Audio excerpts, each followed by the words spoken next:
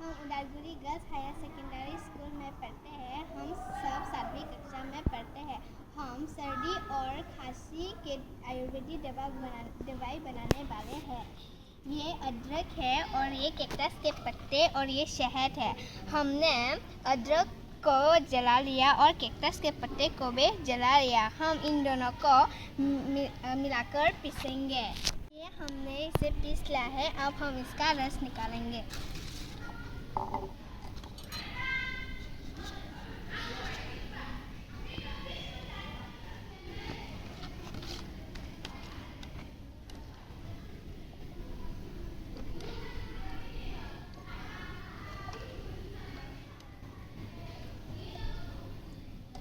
हम इसमें थोड़ा पानी भी डाल सकते हैं।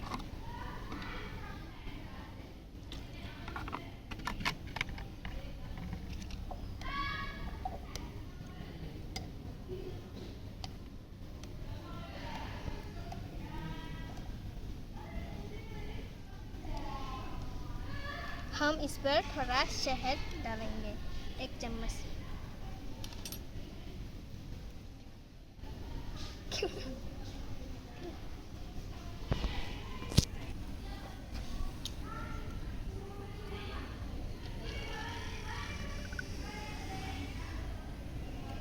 और हम इसे मिला लेंगे।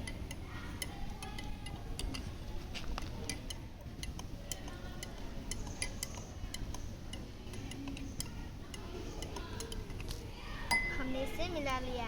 ये हमारा आयुर्वेदिक तैयार हो गया। इससे पीने से हमारी सर्दी जुकाम ठीक हो जाता है। धन्यवाद।